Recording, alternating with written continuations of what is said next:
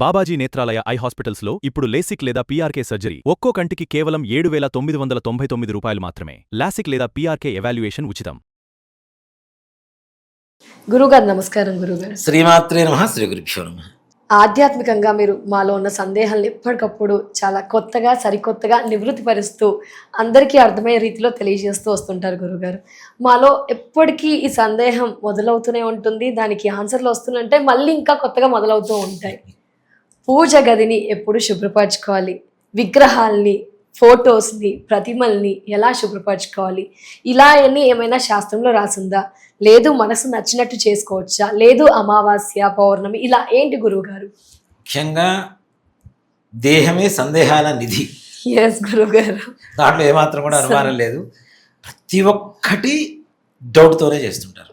చేద్దామా వద్దా, చేస్తే ఏమవుతుంది, చేయకపోతే ఏమవుతుంది, ఈ రకమైనటువంటి సందేహాలతోనే ఎక్కువ. అంటే ఒకటి చెప్తాను అన్న, భక్తి వేరు, మూఢభక్తి వేరు. ఎస్ గురువు గారు. నమ్మకం వేరు, మూఢనమ్మకం వేరు.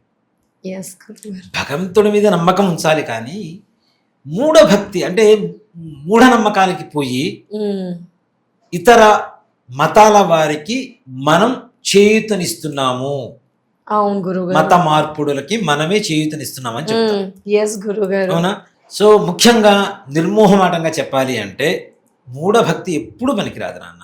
మనకి భక్తి ఉండాలి, అంతేగాని ఓ పొర్లిపోయి అతి సర్వత్ర పరిచయిత అని చెప్తాం కదా. అతి భక్తి వల్ల కూడా ఇప్పుడు భార్య ఉంటుంది, పొద్దున్న లేచినప్పటి నుంచి ఓం నమ శివాయ, ఓం నమ శివాయ, ఓం నమ శివాయ, ఓం నమ శివాయ అంటే ఈ రోజుల్లో సాక్షాత్ భగవంతుడు వచ్చి వంట చేసి పెడతాడు అనేది అబద్ధం. ఎస్ గురువు గారు. భర్తకి వంట చేసి పెట్టాలి, పిల్లలకి వంట చేసి పెట్టాలి, అత్తమామలకి వంట చేసి పెట్టాలి, వాళ్ళకి కావాల్సిన సర్దాలి, వాళ్ళకి కావాల్సిన స్నానాలు చేయించాలి, పిల్లలకి బట్టలు వేయాలి, స్కూల్కి పంపించాలి, క్యారేజీలు సర్దాలి. ఇన్ని పనులు మానుకొని కేవలం దేవుడి దగ్గరే కూర్చుంటాను అంటే కళ తప్పు నాన్న. కృష్ణుడు అదే చెప్తాడు, నువ్వు చేయాల్సిన పని, నీ ధర్మం ఏదైతే ఉందో, ఇప్పుడు సంసారంలోకి వెళ్ళిపోయిన తర్వాత సంసార ధర్మం అనేది ఒకటి ఉంటుంది, అవునా? కుటుంబ ధర్మం ఏదైతే ఉందో ఆ ధర్మాన్ని పాటించాలి. దాంట్లో దేవుడు చూడు, ఓకే, దాంట్లో దేవుడు చూడు. ప్రతి దాంట్లో దేవుడు చూడగలిగితే అది అదృష్టం.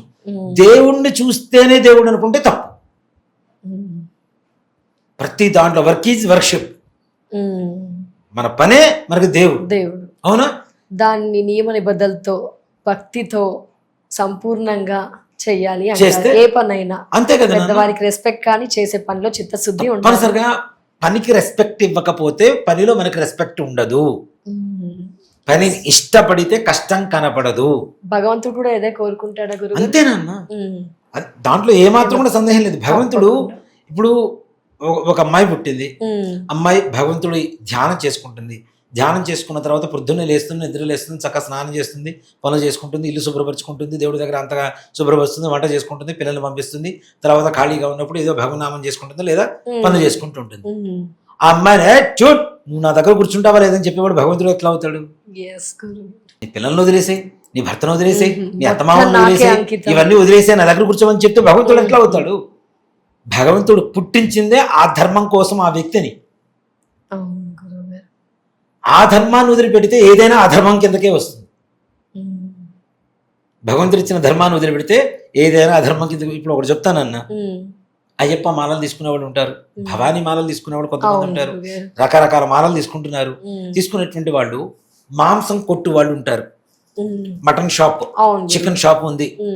అతను అవి కొట్టకుండా అతనికి వృత్తి వెళ్ళదు, కుటుంబం వెళ్ళదు, ముందుకు వెళ్ళదు.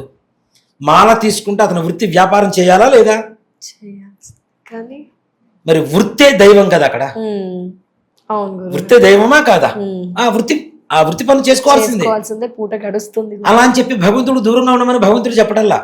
నువ్వు మాల వేసుకో, నీ పని నువ్వు చూసుకో, అంతే. దాని తర్వాత ఏమైనా ఫాలో అవ్వు, మన అంతే కదా. స్నానాలు ఆచరించడం వల్ల మనకుండేటువంటి పద్ధతులను చక్కగా వాటిని ఆచరించమని చెప్తున్నారు.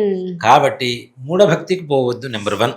అర్థమైంది గురుగారు. నెంబర్ 2, ఇంట్లో అతి శుభ్రత కూడా ప్రమాదమే. కొంతమంది ఉంటారు తుడిచిందే తుడుస్తుంటారు, కడిగిందే కడుగుతుంటారు, మళ్ళీ కడుగుతుంటారు, మళ్ళీ కడుగుతుంటారు. ఓ మా విమ్ లిక్విడ్ వేసేసి తోతూనే ఉంటారు. చేతి రేఖలు అరిగిపోతాయి. అరిగిపోతాయి గ్యారెంటీ. జాతకం చూడమంటే ఏం చూస్తాం, మా బోటి వాళ్ళం చేసి చూపించేసి చేతిలో రేఖలు ఉండవు. సో కాబట్టి అతి శుభ్రత కూడా తప్పే.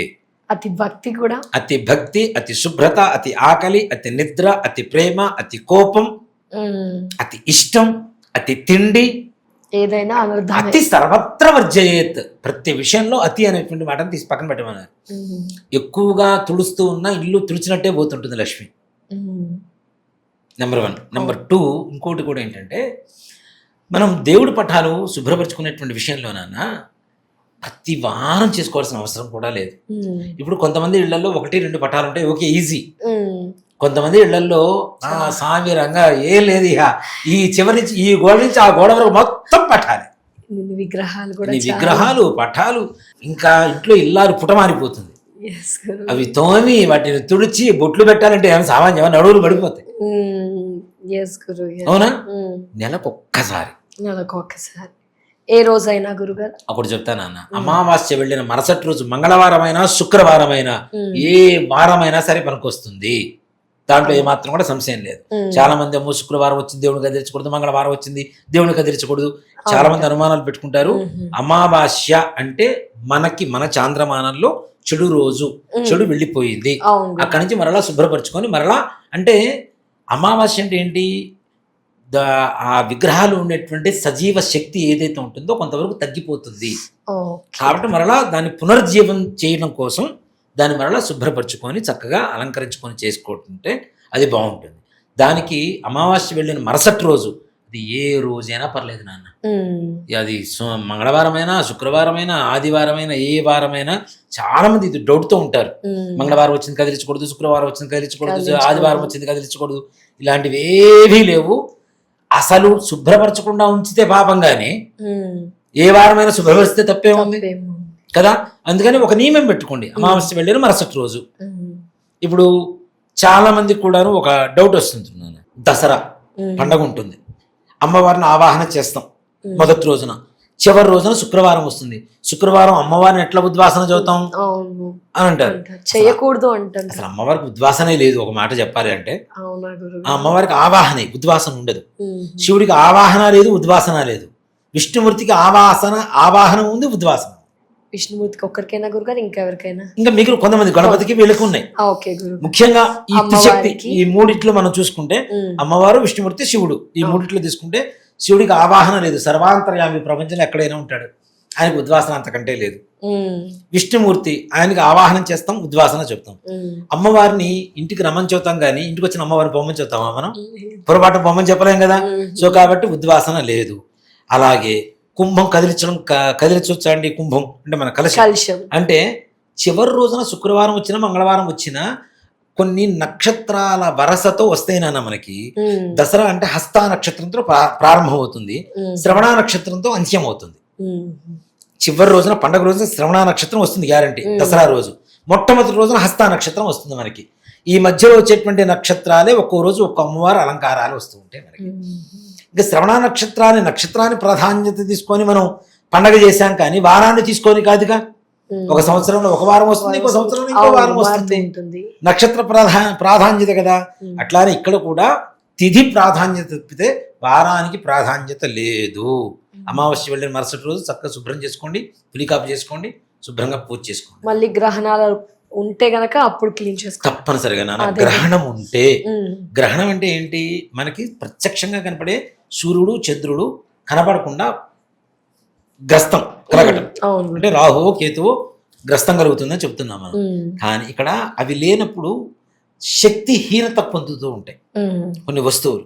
అలానే మనకి దర్భ తీసుకుని వేస్తూ ఉంటాం అన్నిట్లో కూడా. ఎందుకు వేస్తారు దర్భ ఆ టైంలో? అది అసలు దర్భ ఎందుకు వేయాలి? గడ్డి వేయొచ్చుగా, ఇంకోటి వేయొచ్చుగా.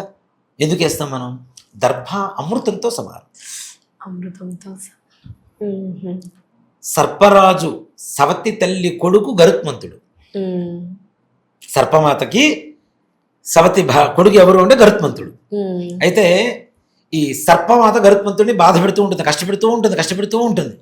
ఆయన అడుగుతాడు, తల్లి నీ నుంచి నాకు విముక్తి కలగాలంటే నీకేం చేసి పెట్టాలని అడుగుతాడు. ఉమ్, నా సంతానం మొత్తానికి నువ్వు అమృతం తీసుకొస్తే నేను వదిలిపెడతానని చెప్తాను. ఉమ్, ఇంద్రలోకానికి వెళ్ళి గరుత్మంతుడు అమృత భాండాన్ని తీసుకొని వస్తూ ఉంటాడు. ఓ, తీసుకొస్తూ ఉంటే ఇంద్రుడు చూస్తాడు, వీడు తీసుకెళ్లి సర్పాలకు ఇస్తానంటున్నాడు, అవేమో విషపూరితమైనటువంటివి, వాడికి చావు లేకపోతే మరణం లేకపోతే ప్రపంచం మొత్తం సర్పాలే ఉంటాయి, ఇక మానవ మనుగడ ఎక్కడ ఉంటుంది, ఉమ్, ప్రమాదం కదా అని చెప్పేసి గరుత్మంతుడితో యుద్ధం చేస్తాడు. ఓకే గురుగారు, నెక్స్ట్ గరుత్మంతుడు యుద్ధం జరిగినప్పుడు అమృత భాండం కొద్దిగా అట్లా ఒలుగుతుంది. ఒలికినప్పుడు పొలం గట్ల మీద ఉన్నటువంటి ఒక రకమైనటువంటి గడ్డి మీద ఈ అమృత చుక్కలు పడతాయి. అమృతం చుక్కలు పడతాయి. పాముకు 2 నాలుకలు ఉంటాయి, చూస్తుంటారు పాములాగా 2 నాలుకలు వీడికి అంటూ ఉంటాం. ఆ దర్భ మీద ఆ పాము వెళ్ళి నాలుక ఇట్లా అన్నప్పుడు దర్భ బాగా షార్ప్గా ఉంటుంది, అది తెగిపోయి నాలుకలు 2 అయినాయి. అప్పటి నుంచి ఇంద్రుడు శపించాడు, మీ జాతి మొత్తానికి 2 నాలుకలు ఉండుగాక. ఓ, ఇంత కథ ఉందా గురుగారు? అక్కడ అమృతం ఏ గడ్డి మీద అయితే పడిందో అది దర్భ, అది అమృతం అవుతుంది. అందుకనే గ్రహణం కలిగినప్పుడు అన్ని, ఇప్పుడు సైన్స్ కూడా అదే చెప్తుంది అన్న, కొన్ని కాస్మెటిక్ పవర్స్ ఎనర్జీస్ ఉంటాయి గడ్డి అది దర్పం మీద. అసలు మామూలుగా మనకి సృష్టిలో కాస్మెటిక్ ఎనర్జీస్ ఉంటాయి, గ్రహాలు కావచ్చు, సూర్యుడి వల్ల కావచ్చు, చంద్రుడి వల్ల కావచ్చు. ఇప్పుడు మనం ఈ కుంభమేళ జరిగింది అంటే గురుడు ఒక రాశి నుంచి ఒక రాశిలోకి మారిన తర్వాత అక్కడ కుంభమేళ జరిగింది. ఆ సమయంలో ఆ కొన్ని రోజులు మాత్రమే ఒక కాస్మెటిక్ ఎనర్జీ ఆ వాటర్ లో పాస్ అవుతూ ఉంటుంది, అందువల్ల దాంట్లో స్నానం చేస్తే పుణ్యం వస్తుందని చెప్తాం మనం. అలాంటి కాస్మెటిక్ ఎనర్జీస్ ఏవైతే ఉన్నాయో అవి మొత్తం డల్ అయిపోతాయి, డ్రాప్ అయిపోతాయి, మొత్తం ఎనర్జీస్ మొత్తం. ఆ డ్రాప్ అయిపోయినప్పుడు ఏమవుతుంది, మనిషికి కావాల్సినటువంటి ఎనర్జీ ఏదైతే ఉంటుందో, శక్తి ఉంటుందో, జీవశక్తి అవి తగ్గిపోతాయి. కాబట్టి ఆ సమయంలో అమృత సమానమైనటువంటి దర్భని ఏవైతే మనం నిత్యం వాడుకునేటువంటి ఆవకాయలు, ఊరగాయలు ఉంటాయో వాటిలో వేయడం ద్వారా అది కూడా అమృతం అవుతుంది. ఆ విషతుల్యమైనటువంటి కిరణాలు వాటి మీద పడకుండా ఉంటాయి, పడ్డా దోషం లేకుండా ఉంటుందని చెప్పి మనం దర్భను వేస్తాం.